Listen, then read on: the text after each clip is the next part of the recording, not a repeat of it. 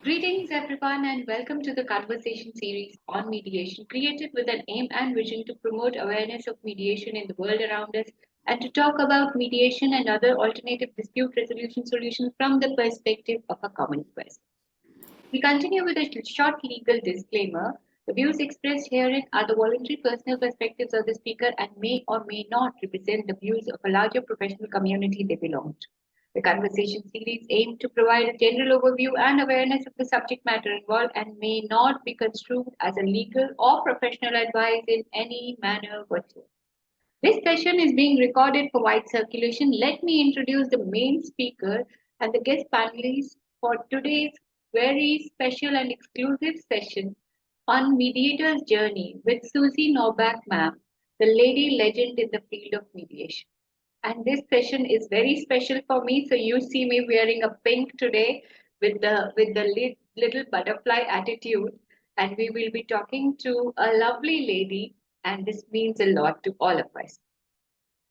So Susie ma'am is a lawyer specializing in family mediation practice. Family practice, and she realized the need for a more friendly and peaceful way to negotiate a divorce. She studied and received a mediation certificate and switched practice to mediation. In addition, she became a certified as a transformative mediator and began mediating cases in the United States Postal Office, USPO. Ma'am also trained with the Attorney General's Office and was certified and mediated a large variety of cases for the AG, where she was specially interested in restorative justice cases. So, welcome on board, ma'am. It's a pleasure to have you here with us. And it's a pleasure for me to be here. Welcome to everybody. Yes, ma'am, I'll introduce everybody and then we'll start. Okay. Jharna Jagtani is an assistant professor at IFIN Law School. She's a qualified lawyer and certified by the mediator by the Indian Institute of Corporate Affairs, Government of India. Jharna is also the co-founder of Prerna Foundation, a socio-legal initiative aimed at providing easier access to justice for people.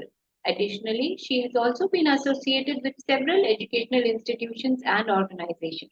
Recently, Jharna was awarded the Nari Shakti Samman Award for Women Empowerment. That's indeed really good. Welcome on board, Jharna, and you do not look like a law professor, you look almost like a law student. That's really good. Thank you. So, Anushka Mukhopadhyay, law student at Symbiosis Law School, Noida, she has been an active member of two esteemed non-profit organizations, Voice NGO and Ummeed India Foundation, both of which work towards providing adequate healthcare facilities and free education to underprivileged children and women. An active member of Peer Education and Awareness Department of Prati Sandhi, a non-profit organization driven to promote sexual awareness and body positivity among the Indian youth. That's really great. Anushka is currently eager in pursuing making and public policy as her career field in law. So, welcome on board, Anushka. It's a pleasure to have you here with us. Thank you so much. It's an honor for me too. Ma'am, this session is specially about you, for you, and we want to know your journey, not only us here, but all the audience, because your journey has been exclusive. The transition from legal background to mediation, and then into transformative mediation, and then the view of restorative justice. So, we are here to learn from your journey, and I'm sure all the audience would be privileged. The floor is all yours, ma'am. Thank you so much. I'm delighted to be here, and what an interesting audience we have. I think I just tell you a little bit about how concerned I was when I was doing divorce cases. It seemed that every time the divorce was finished, the case would come back. So maybe some months later, after the divorce was finished, I'd get a phone call. We have to go back to court. My spouse won't let me have the children. My parents are in town. My spouse won't make an adjustment to the plan that we have. And it happened in summertime when the kids had their free vacation. I get the calls every time there was a Christmas holiday, a Easter holiday. You get the idea. And I'd be going back into court, and of course the families just got uglier and uglier. So then it wasn't until about the late 70s that I started reading about mediation as a possibility of resolving disputes. The attorneys, I lived in Connecticut. I was a member of the Connecticut Bar Association. The attorneys in the Connecticut Bar Association were not at all interested in mediation. I think the concern was it would take business away from them. But there were four of us, and we gathered every month after the Bar Association meeting. We would meet and talk about mediation. And ultimately, I know I couldn't make a living in Connecticut. So ultimately, I made the very big decision to move to an area where I could do mediation. It was only on the West Coast in California where it took a foothold in the late 70s, early 80s, and also in Arizona, right adjacent. So I made the big step to move to Arizona. I took my mediation training at CDR Associates in Boulder, Colorado. It was a tremendous program. Had some help from other lawyers who had already made the switch in California, who helped me with some of the paperwork that I'd need to have to start my practice, and I started my practice. And it was just amazing. I changed my business card. I had a very black business card, Susanna Norbeck, attorney. And it was in black. I changed my business card to pink. I changed my writing on all the emails that I wrote. I changed from black to pink or purple because I wanted it to be happy. I wanted to be friendly. I made everything as friendly as I possibly could. So that was a big decision for me. It was a big move, but it was absolutely the best thing I ever did. I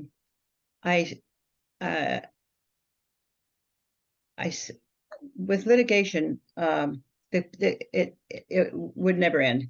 When I was litigating, they would have they would even call me if the birthday party wasn't working out right. Just so this going into mediation was so much better. And I will tell you this, once I started mediating divorce cases, I never had one single call come back and say, we need to redo this agreement. We need to have, something's not working. And I think one of the reasons that happened was that when I did the divorce agreement, I did a very thorough calendar. I had a calendar, and on that calendar, the male part was in blue and the female part was in pink. And we did the nitty-gritty. We got down to the simplest. We just wanted to avoid every kind of a dispute, and the parties were good about this. So even when it came to who was going to pick up the children, who would drive, what the time would be, and we even got down to when it was the children's birthday, who would have the birthday party, how would the birthday party be paid for, where would the birthday party, as nitty-gritty, as much as they wanted to do, it was all spelled out in that agreement. And I had the calendar for the year in blue and in pink. When they left my office with that calendar, many times one would say to the other, do you want to have coffee? You want to grab a lunch? That's how, if a marriage is going to fall apart, it's much better to do it that way than to have them leaving court hating each other because they didn't win. And nobody wins in a trial in a divorce case. So I have some other notes here. Ma'am, before you Yes. do your notes, I will have few points that I have to bring out. Yes. It looks like a Legally Blonde movie, that pink, and it looks like so dreamy as you say it. Because when I listen to that, I resonate with each and every part of whatever you have told till now. Because when I can resonate, because when I was looking into court cases and reading the files of advocates with the divorce cases, I could actually see every case had an identical government, identical stories, and when I asked, so it was as if like they were not dealing with humans, they were dealing with some process which had to be done, and some governments that had to be written to get what they wanted in the court. And that Legally Blonde kind of a feeling that yes, we are dealing in humans. Why not? Why can't we have a pink colored feeling of joy, feeling the color that is synonymous with joy, with the with peace, with beauty. So that really resonates. That really resonates with me. That's really wonderful. And the way you have been taunted that in how's the birthday party going on? Yes, the attitude. Well, of course, when somebody is taking your domain, people will not really like it. Especially as you mentioned that lawyers were apprehensive of mediators coming. So we can resonate with that in today's time also. Really, that's really, I think Jarna or Anushka would agree with me there that the same things. It's the history repeating with India also, with everywhere around the globe. Whenever we have talked, because there is similar thing happening. The way back in 70s when you started, it was really courageous with four people, and Yes. And I need to tell you, this is very interesting. One by one, those other three people in my group moved to Arizona and opened up a mediation practice. They left Connecticut.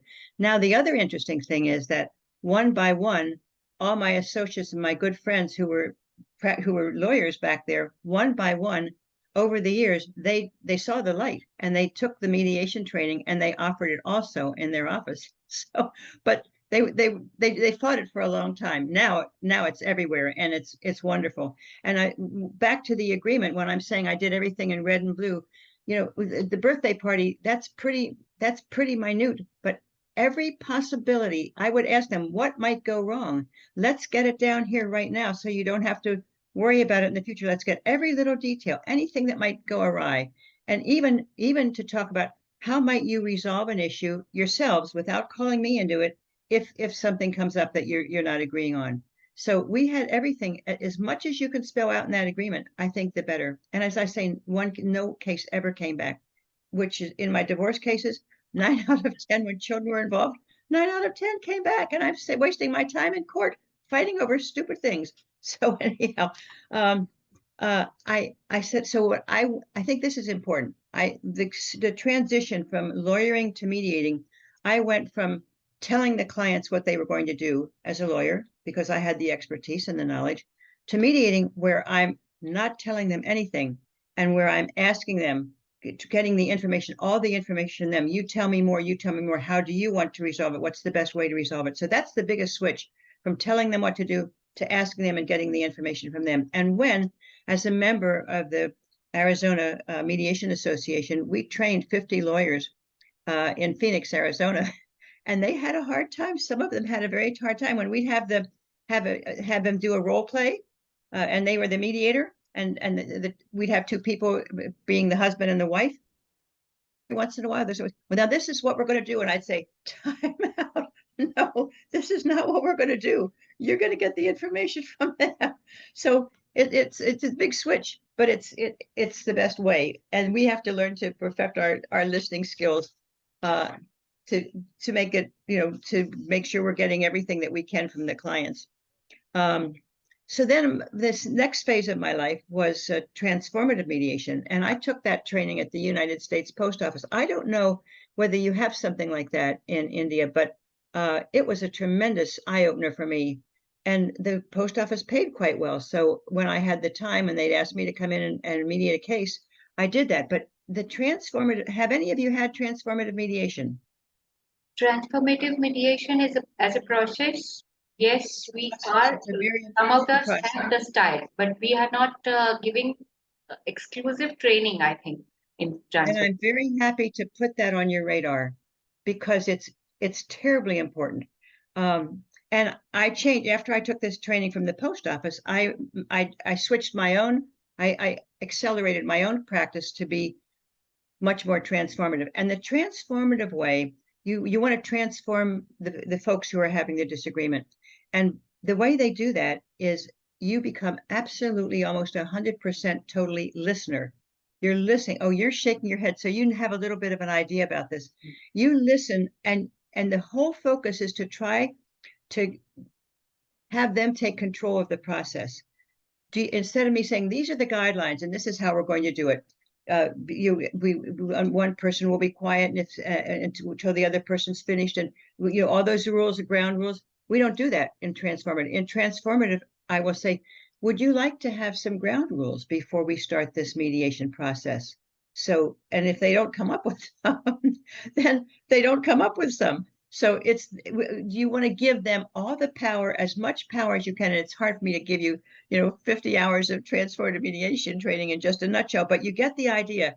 You become, I would get a headache. So, after I did a 3 or 4 hour transformative mediation at the post office, I would go home with a headache because I was just focusing so hard on listening. And what I was listening for was the emotions, because many times in behind these disputes, whatever they are, with the post office, it was often the employer-employee kind of dispute.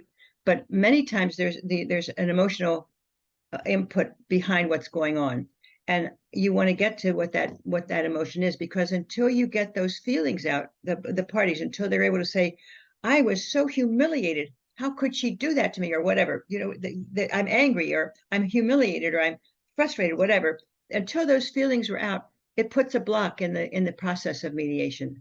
So I would have to listen very carefully. And then, because we want the process to be theirs and not mine, they're running it, not me running it, me just sort of navigating it. I would, when I sensed that somebody had a strong feeling, maybe was holding back tears, maybe was just fighting mad, I would every once in a while find a way in that process to say, is this a good time to just take a break and see how this is going for you? And then I might tactfully say, and I sense you, Joanna, Jarma, that you have some feelings that you might want to express. I mean, I would try to do it in a very tactful way. Is something going on for you that you want to say? And then they might say, yes, indeed, I can't. They would get that feeling out. Once that anger was out and was expressed, and usually in a fairly decent way, then we could move on. But as long as that anger was in there, it was holding back the process. Do you kind of get the idea? So it's a tremendous training. I tried to use a lot of it, even though my mediation practice, the way I did it, was kind of directive, but not directive in telling them what to do, directive into picking the issues that we be talking about, because I didn't want to start out talking about who's going to get the house and who's going to get the kids. No, we don't go there. We start with the little things, who's going to get the lawnmower, or what, some basic little tiny thing, until we work up to the bigger issues. And then also, when they would resolve a tiny little issue, I'd say, oh, you guys are good at this. You're very good at this mediation. Let's see what we want to attack next. What's the next issue? And then go from, so when they would leave after the first or second meeting in my office, I would make a list of what I thought the important issues were. And I'd put them in the order of complexity. And the simplest ones were at the beginning, and the most difficult ones were at the end. And so by the time we got resolving the little ones to the medium ones, when they got to the bigger ones, they were familiar with how the process was going to work. And it just made it a whole lot better and more convenient for me. So I'm just seeing, the post office, I know, I don't think you have this in Indy, but I would tell you that they sent me on some very interesting cases. I would travel for them. And I was living in Arizona. We had some cases that were down in Nogales, which is right on the Mexican border. And I'd go down the night before. And I remember nobody spoke English. I was flabbergasted. I went to a restaurant. They didn't speak any English. I had to point to the menu. Everything was in Spanish. So they would pay me for my room and board when I would do these mediations for them. So it was a very good experience. But the transformative, I want to put that on your radar, because the transformative mediation is really a very healthy way. I think it's the best way to do mediations, because you are putting a lot of the power back into the hands of the disputants. So just keep that in the back of your mind, and it's worth exploring and worth learning. I was also going to tell you a little bit about the Attorney General's office, because there was a training at the Arizona Attorney General's office, and it was free as long as we would go back and mediate certain cases for them. It was a 75-hour mediation training process. And then after we did that, the basic for them training, then they would offer another, you could come back in and get a training that had to do focus maybe on restorative justice, which was my favorite, or on contract issues. So I took all of those trainings on the various different kinds of issues so they could call me in anytime. It was tremendous experience for me. But the restorative justice really floated my boat. I love that because the way that worked in Arizona, anyhow, was that if a child was arrested for it was, I think it had to be under $1,500. So, and he was a juvenile under 18 years of age, then they had the opportunity to go in this restorative justice program, and that meant they would meet with the mediator, and they would meet with the person who was the victim of whatever the crime was that they did. I can think of one case, just to give you an example of it. Some children on a weekend were just acting wild, and they saw that the school window was opened, and they went into the school window into the basement, and that's where they kept all the food. And they just did silly things. They picked up the milk cartons out of the refrigerator and threw them against the wall, and there was milk everywhere and other food, and they smashed it. They just made a huge mess. No terrible damage, except that the janitor had to come in and clean it all up. So that was a dispute that I was able to mediate with them. Having the victims come in, which was the janitor and the school principal, and having the students come in, at least the one student, I only did one at a time. So one student, and the student came with his guardian or his parent. In this case, the mother was dead and the father was trying to raise the child. And of course, he was at work all the time. The child had a lot of free time, and he wasn't disciplined. He was really a good kid. He just got caught up in the craziness of the moment. Nobody thought to say, hey, this isn't a good idea. They were just, how kids get crazy. So we were able to have the victim just say what a horrible chore this was to come in and see all this mess when he had other chores to do. You get the idea. The bottom line was that the child apologized, said he was very sorry. He doesn't know what he was thinking, and he got caught up in the moment, and he would make restitution. So, and he would get a job. His father was there to say, yes, this would happen, and sign off on it. So the child got a job, and when he paid back all the money, his record was expunged. It was erased. I liked that program because it gave the child a second chance. He didn't end up with a criminal offense on his record. So I like that. That is really great, because there are times when students do not know what they are doing, they are not aware of it, and restorative justice, if they get a chance to make amends for whatever is happening, which I don't think in litigation they will ever get, because once you are on trial, then you get it for the lifetime. You get a record. Exactly. So I support that, and I very much. So the next thing after that was I had a partner. She happened to be my tennis partner, but she was also a mediator, and she was also an educator. And the two of us got together and we created a 40-hour basic mediation training program. It was really amazing. We trained 50 people from the Defense Department for the United States. We did, and I just have to tell you a little bit about some of the high points of that training.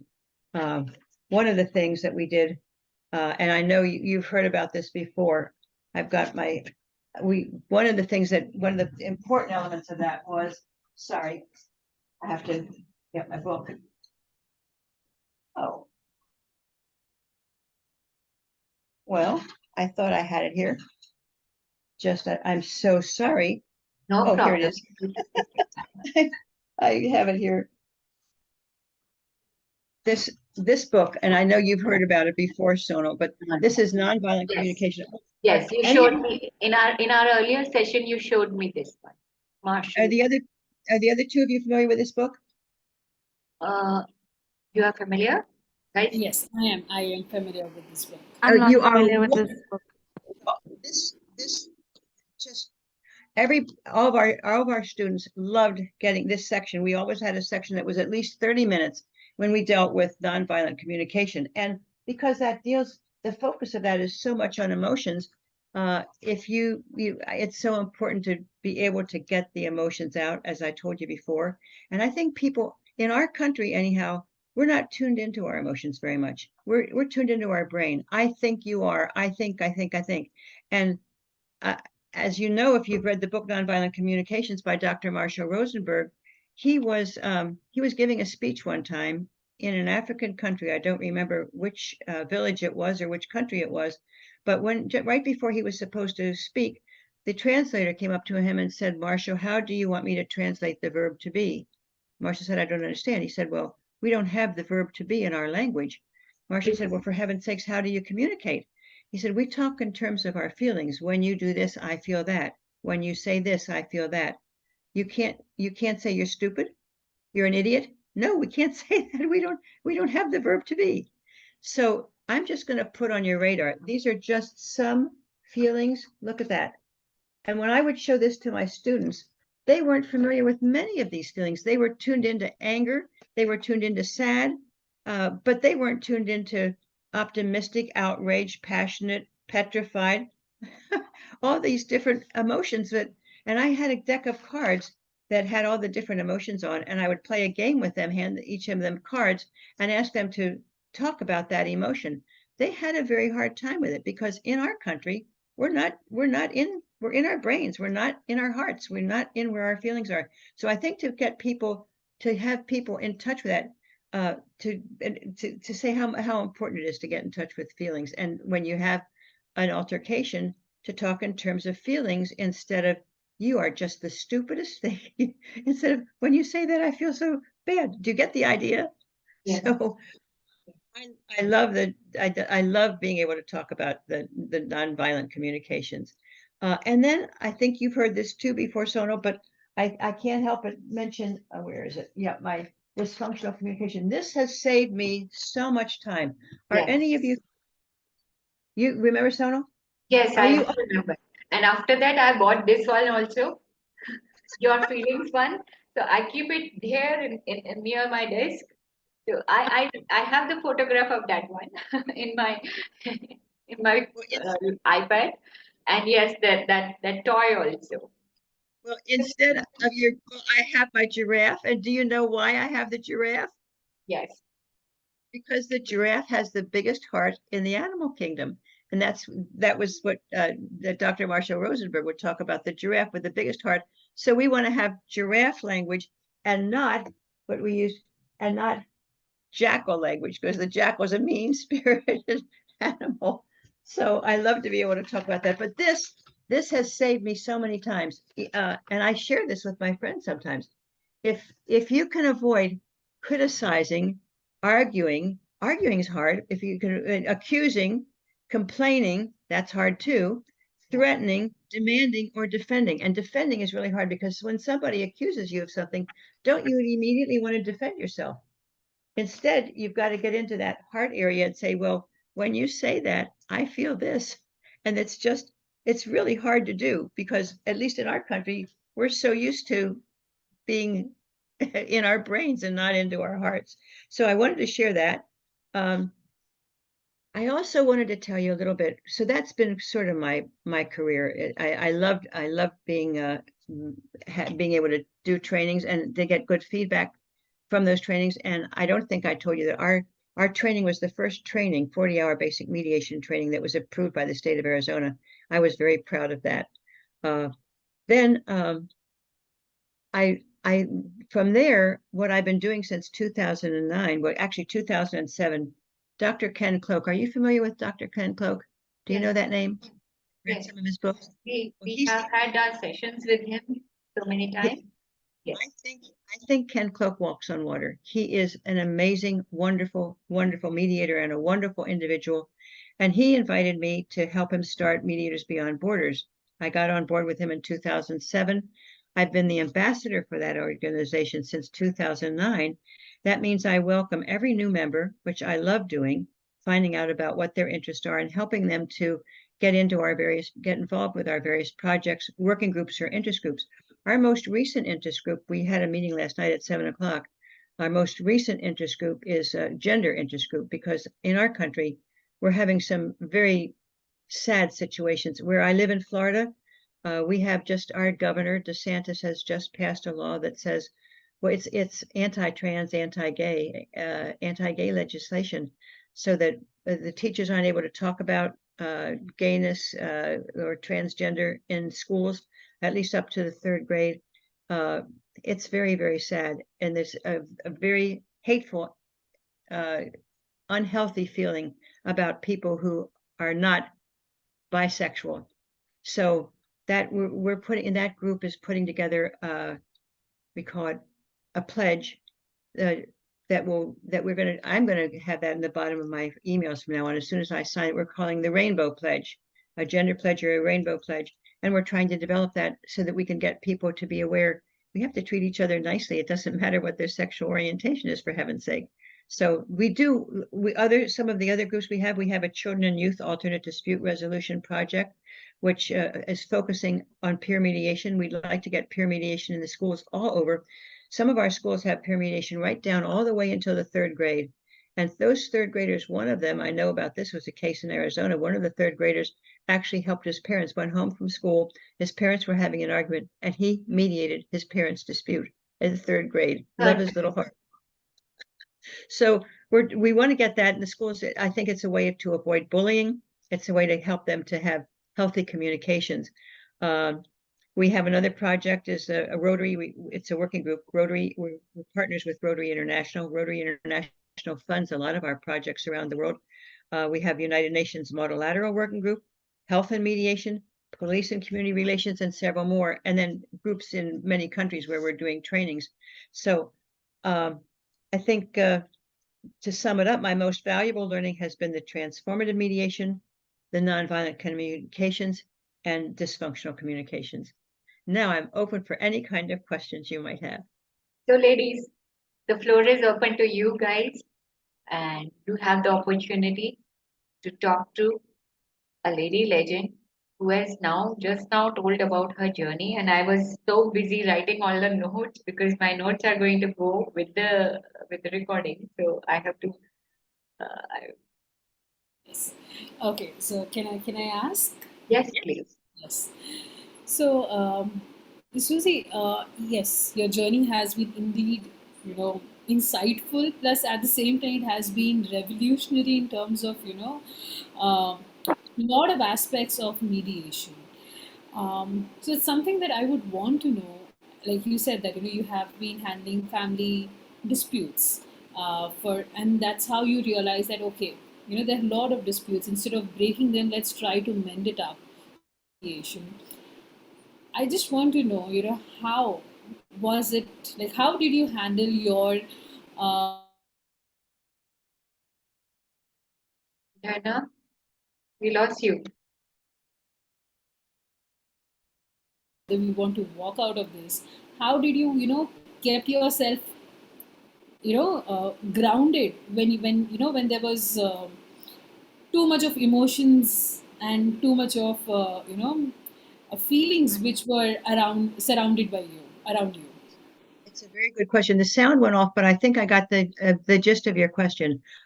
In my practice, I had my office had all my bookcases, all my law books were hidden behind a closed door. I had a fireplace. I had a very comfortable setting. I had a silver tray with my mother's beautiful silver pitcher and glasses that had crystal with silver around it. And I had that sitting on my desk.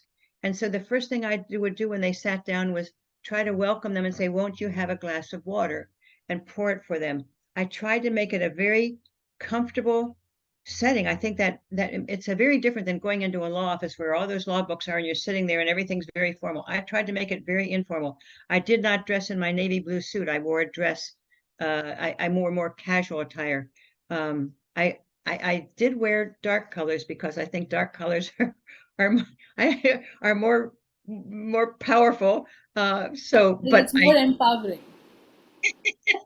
But I did try to create a very relaxing atmosphere, and from time to time, I would take a little break and say, "Let me pour you some water." I did. That's all I did. But I think creating that family kind of peaceful, harmonious atmosphere at the beginning, instead of just sitting there. I would like to have done it around just sitting with chairs instead of the table in between. But the way my desk was, it had two pull-out pull out things on the other side. So I would sit on this side. They were on the other side, and they had these pullouts. What do you call them? That they could put their papers on, and they would sit when they would come in. They'd sit like this, back to back. But I would wait for the time. It didn't happen in the first meeting. It didn't even happen in the second meeting. But by the third or fourth meeting, when we were starting to make some progress, they'd start to turn this way, and then every once in a while they'd turn that way and actually start to talk to each other. So I think creating an atmosphere that's relaxing, it didn't look like a law office at all. My husband helped me pick up all law books were behind in closets. The shelves were in there, they were filled, but they didn't know it. And it just made it I think that helps to have a warm atmosphere. I know it seems like a little thing, but I think it was a big thing. I think that helped to create the atmosphere. And then trying to set it, I wasn't like this, and now we're going to get started. I tried to make it a peaceful, harmonious, happy, smiley, kind of thing. So I think, does that help answer your question? Yes, it did. Thank you. Anushka? Ma'am, it was lovely hearing from you. It was such an honor. And so, coming from a law student who's just venturing into the field of mediation and learning to know about it, I have a very simple question: that how do we distinguish mediation, or as in your case, you said you've mediated in cases of divorce and family disturbances, that from a couple counseling session? What is the difference? Where is the line that we're drawing, and how does law come to play a role in it? That's my question. A good question. It's very different from counseling because I don't have a counseling degree. If I come back in another life, I think I'll get one because I think it's very, very interesting. But I don't have that kind of expertise. So I'm not asking the kinds of questions that are going to help them to change their attitudes. I mean, if somebody's being very controlling in the marriage and that's what's getting the base of the problem, I'm not qualified to talk about that. I'm only qualified to find out what is the issue and how is the best way for us to resolve it in the most peaceful and harmonious way. So I hope that answers your question. There are quite a few psychotherapists who've gotten into mediation. And maybe they handle their cases a little bit different, but they really shouldn't be, because we're there just to resolve the disputes that they bring to us, and not to try to analyze them. I mean, there were one or two cases where I knew the guy was a fruitcake. But I might have recommended that he go to counseling. In fact, one or two times when I was practicing law, many times I would, if I saw that the issue was just not that big an issue and there were children involved, I would say, well, would you and your wife consider getting some counseling, and put this on hold? And every once in a while that counseling worked and they got the marriage back together. I will sadly tell you this, that my associates were not happy about it because we had a $5,000 retainer, and that meant I had to give the $5,000 back. And you know what, I don't mind saying this because that law firm is no longer around. They've all died. They wanted me to start the litigation more quickly. When they saw that I was giving the $5,000 retainer back, they said, we want you to start initiating start the legal process right away. That means serve the wife or serve the husband papers right away so it's in court. Well, that's when you're at home and you get the guy knocks on the door, the service person, and gives you this letter, and you open it up and says, you're filing for divorce and I want the children and I want the house, which is what you do. You will go ask for the most and then you're going to negotiate down. That just starts a horrible war. No, I didn't want to do that. Not if I saw that there was a chance that this family could get back together again. So I didn't make any changes. I didn't do what they said. And very quickly I left to open my own mediation practice in Arizona. So there's a big difference between counseling. There were cases when I recommended counseling. I didn't just recommend it for one, I recommended it for both.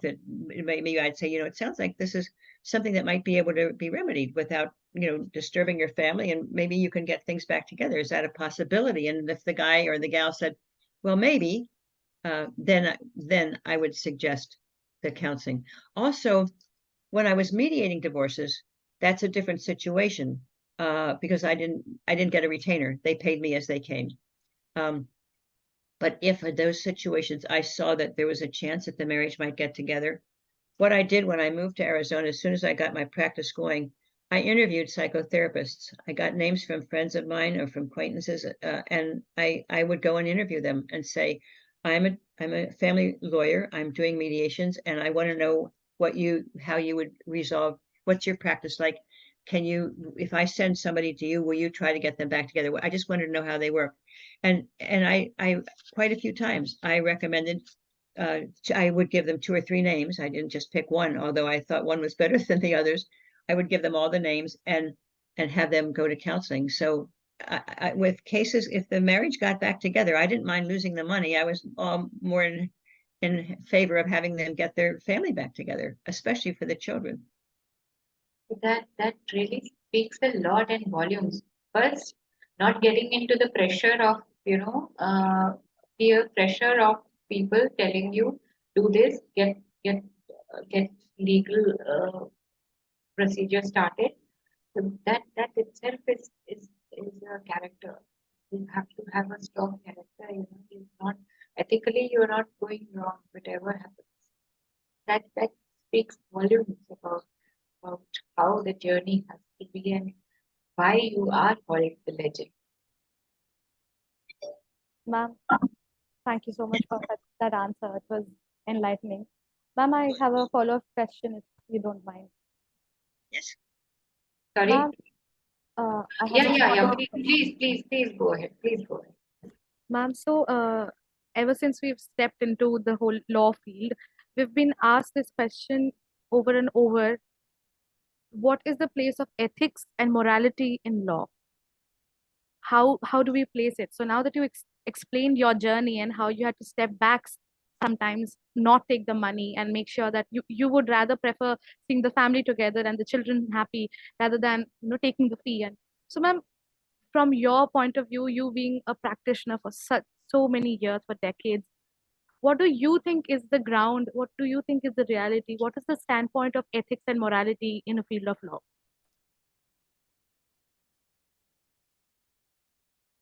What is the well, when we took the bar exam, there was a special exam that had to do with ethics. And I can't even remember, it was so long ago exactly what that was all about.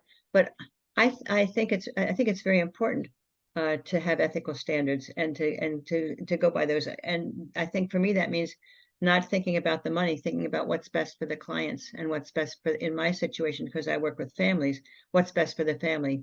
I don't know how else to answer that. Does that help at all? Yes, ma'am.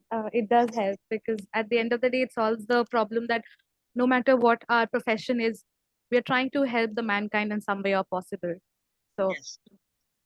yes, Too, ma'am. too, too much is about money. It's much more about happiness and family and togetherness and not about money.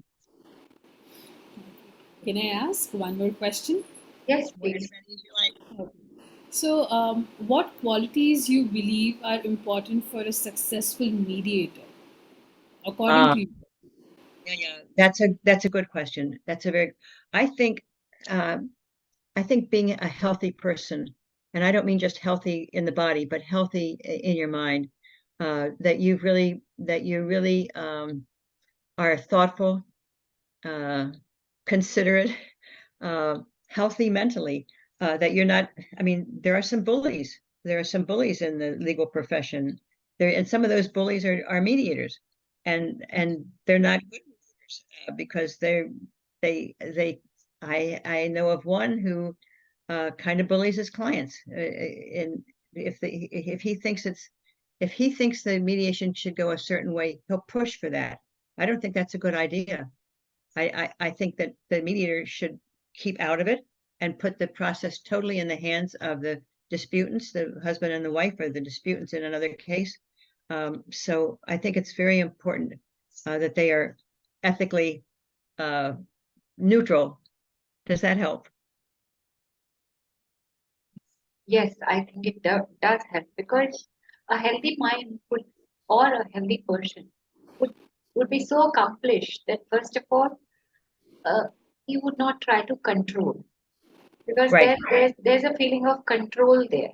And when you try to control, first of all, the people and then the outcome of whatever is happening it becomes your second nature.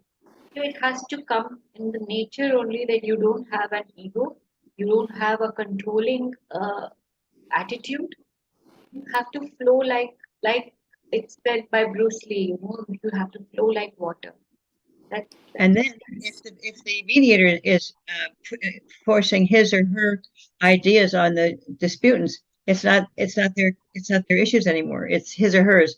It has to be everything that comes from the disputants, not the mediator. Do you know what I'm saying? The mediator should not be shouldn't be leading them, shouldn't be putting ideas into their head, but should be getting all the ideas from the disputants.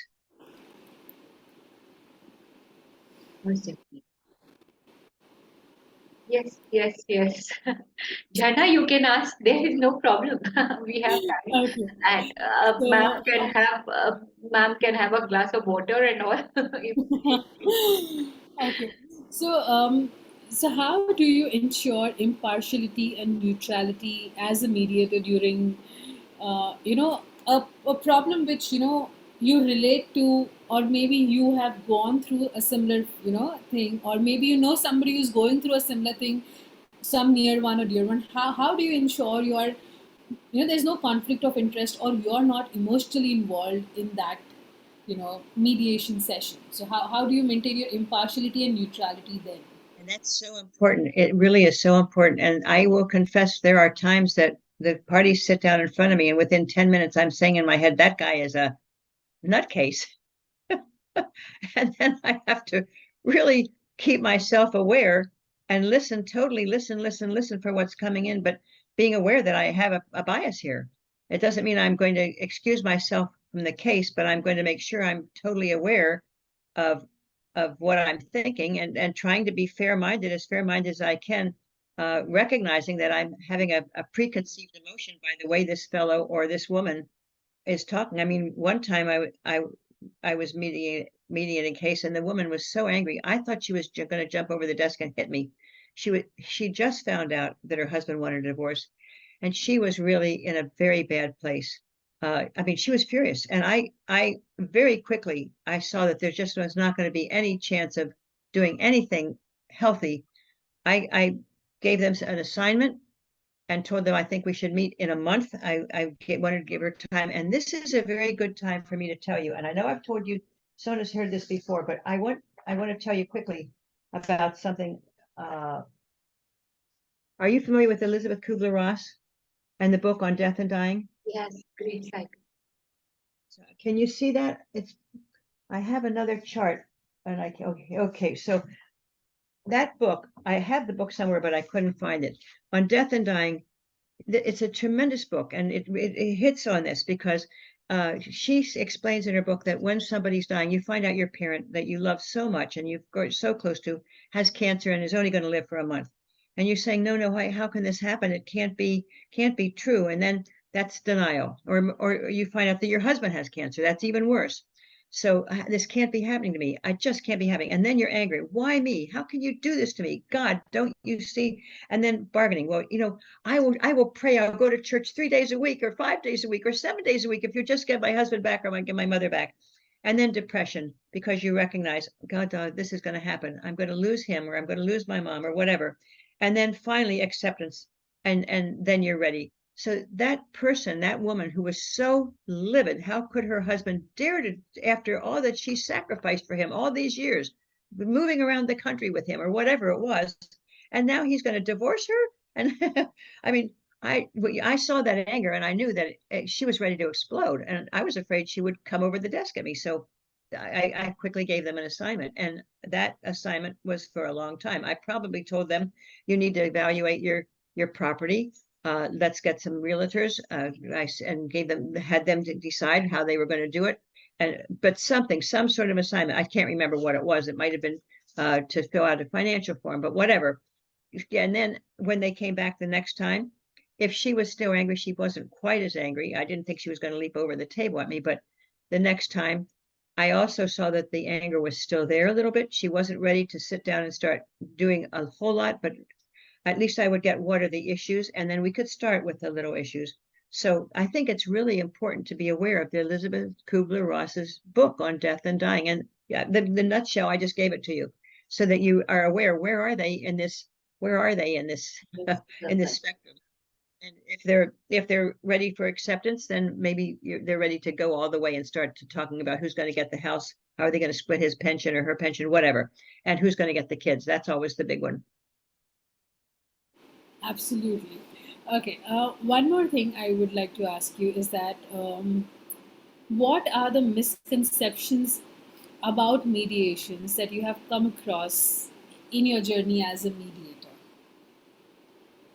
I don't think I've come across any. I think everybody, people come to me because they want mediation, and of course, I'm involved with a lot of mediators. My life is surrounded with mediators. Everything I'm doing, it really is all my work with Mediators Beyond Borders. I'm meeting new mediators every day. I mean, last week I interviewed a mediator from Greece, and just 2 days ago from oh my goodness, from Ireland. So I'm not getting I'm not getting any negative feedback at all. I think at the beginning, 40 years ago, the attorneys were against it because it was a financial thing. They were afraid of mediation. They were afraid it would take away from their practice, and they were going to lose business. Some of them tried to mediate without getting the mediation training. A disaster. You just can't do it. You've got to have that 40-hour basic mediation training, and you've got to switch hats. I mean, when you're a litigator, you got the black hat on. When you're a mediator, you have the pink hat on or the white hat on. You're trying to resolve disputes. It's a very different. You come into the office, you sit down. You're a very different person when you go to the mediation desk as to when you go into the courtroom with the litigation desk.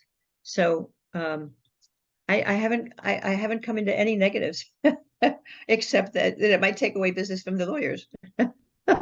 Okay, so how do you ensure that the parties are committed to the mediation process and they're actively engaged to find, a resolution or find solution to their concerns or dispute for which they have come to you for? Usually when they come to me, they're pretty tuned in. They want to avoid want to avoid the cost of litigation, and they want not only the physical cost, but also the mental cost. Litigation is terrible. I mean, it's debilitating. It's exhausting, and it's damaging. You don't want to go into the court and fight in front of a judge and have the judge make a decision about what your life is going to be. So I think mediation is the way to go, and I think that's that's the best I can do. Okay, so last, I promise this is the last question.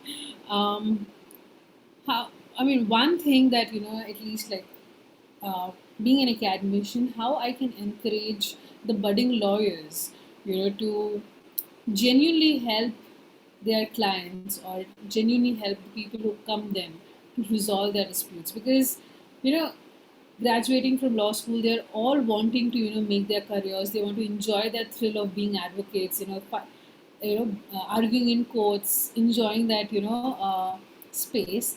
How I as an academician can motivate them to look forward to genuinely helping their clients, whether it is through mediation, through negotiation, through litigation, or any other mode of dispute resolution. So I'm not sure I understand the question. Say it again. Okay. So I am an Shall assistant I? professor at law school. Yeah.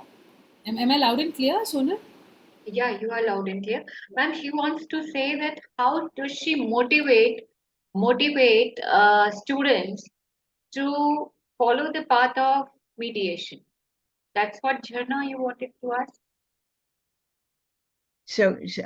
Well, I'll tell you this. For years, I begged my law school to have a mediation class. And it took me maybe 8 or 9 years. And finally, they decided to do it. And I helped them to do it. It is now and has been for the last 15 years the most popular elective at the law school. And I've been there to speak to them. And they're very excited about this alternative instead of just going into the court and litigating. Litigation is exhausting. It's exhausting on the attorney. When I was litigating, my weekends didn't happen. I couldn't go kayaking. I couldn't go visit my kids. I was preparing, how I was going to have this case in court all weekend long. It takes a whole lot of time, and it's ugly. It's not nice, and it's a war. It's a war. It's a legal war. But mediation, on the other hand, is exactly the opposite. It's a way of bringing peace and harmony to a difficult situation, having the parties talking to each other, and hopefully in healthy ways. So I think it's a good idea to let your students know that mediation is another way of resolving disputes. I think it's a much healthier way for everybody, not just for the clients, but for the lawyer too, because sitting at home preparing a case night after night, or you're giving up your whole weekend so you can do all your research that you need to do to have the case law to support what you want to say in court. It's exhausting and it's ugly. I mean, you're fighting. It's a war. And so I think mediation is just the opposite. If you can get people to sit down and try to negotiation also, I mean, but when I would do negotiations, I would have one party with his attorney in one room at our office, the other party in another room with his attorney, and I would be in my own office, and I would go back and forth, back and forth, back and forth, trying to make a deal. I think that's better than going into court in front of the judge. But even better is to have not the attorneys. I don't want the attorneys in the room. I don't want the attorneys in the room because their focus is a little bit different. That I've done some cases where I was with the clients, but the attorneys had to wait out in the hall. And if the client wanted to take a break and go out and discuss something with his or her attorney, that would be okay. But I didn't let the attorneys in the room because their focus is they're there to win for their client. And I'm there to help them put together a win-win situation for both parties. So I would encourage you to encourage them to take some mediation training and tell them that's a healthy way and a peaceful way to resolve a dispute. And for me, I think it's the best way. Some cases, of course, can't be mediated. You've got sick people who are just out for whatever. Some people you can't mediate. It's just not possible because they're not amenable to it. But most people are, and most of my mediation cases were really successful. Thank you. I think that was my last question. Thank you so much. So, ma'am, yes, that's true that mediation. Yeah, please, Anushka, go ahead. So, ma'am, listening to all of you has been a pleasure, but I have a few questions. So, ma'am, You are very, Anushka, loudly, yeah. Ma'am, am I audible now? Yeah, Is it yeah. clear? So, ma'am, from your experience, as you've mediated for 40 years, if I'm not wrong, then you've been in the practice for such a long time. What has been your experience in different states in the US? How is the practice of mediation different from state to state, or from what is the difference in trends in each state? Like you said, when you are dealing with a client, you make sure both of them are seated in the two different rooms, and then you go back and forth. But have you noticed any other way that mediators often address a mediation? That wasn't mediation. That was negotiation, and that I was doing that as a lawyer, not a mediator. So that was a negotiation.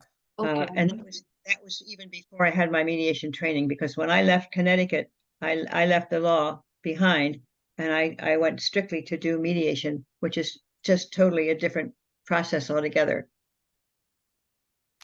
Ma'am, so right now, mediation is a booming field of law in the US. So what are the current trends in mediation that you are noticing? Oh, that's a good question, and I don't think I have an answer for it. I think the latest trend has been the transformative, and I'm not aware of anything since then. There's a sort of advanced transformative, and as I tell you, I think it's very taxing. I think it's the best way to do a mediation. I think it takes a little bit longer sometimes. I think it's healthier because it does get the feelings out, and I think until all the feelings are out, you're really not going to have a total resolution. If somebody still is harboring some anger or some resentment or some whatever, So I think transformative is the best way and the most current. I'm not aware of something else beyond that. If that helps. Yes, ma'am, it helps absolutely. Thank you so much, ma'am. Thank you. Yes, that is really lovely, and getting all those pearls of wisdom and noting it down, that really makes us feel good when you say that the path has been full of struggles, and uh, when you talk to us, it makes a reassuring kind of an environment that we are also moving in the right direction. While I would just a little bit say that law is also very important for every country, because like you said, there are people who would be needing law. Some cases would definitely require legal help, and lawyers, Yes.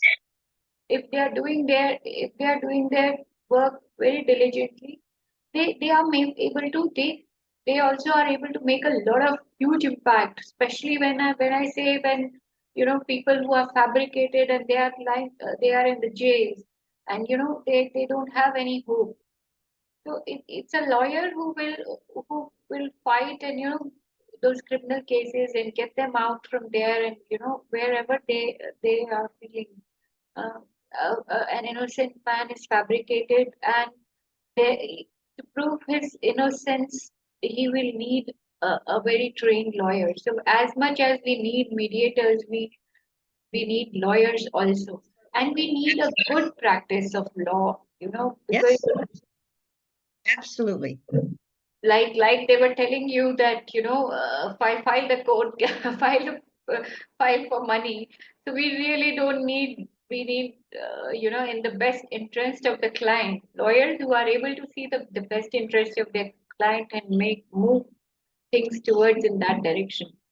That would really make a huge impact, actually, to our a society that we all are trying to build up. So that sums it all.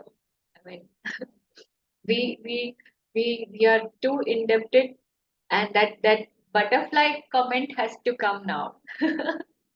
We're waiting for that. Are your earrings butterflies? These are butterflies. Mine is flower, and I wore them Mine, just because you were coming, so I had to wear a flower and a pink dress. So yours one is butterfly, so I need that butterfly kind of a feel,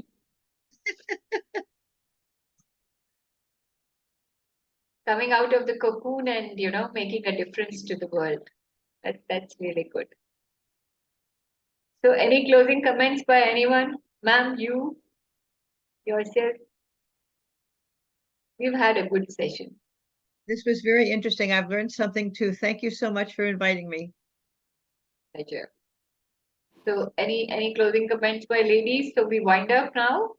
Uh, Any more yes. questions to ask to ma'am? No questions, just the closing remarks that I think, what you shared today is really insightful and inspiring, for not only students but also all of us here. And I think that is something, those, pearls of wisdoms that you shared, that, instead of focusing on something else, let's just try to, do something so that makes them comfortable. Those are the small things that makes a lot of difference. So that was Thank you. nice. Thank you so much. Thank Thank you. you. Thank you. So, yeah. Over to you, Sonu. Too good. Too good. So, ma'am, I will, with your permission, stop the recording. It has been a lovely session, and thank you so much for agreeing to come and share your pearls of wisdom.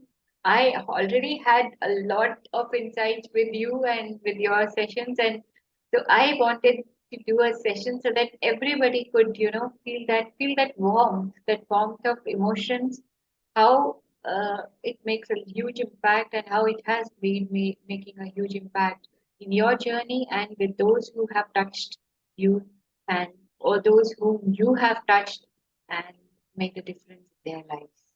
Thank you so much. Lovely. Bye-bye. Right.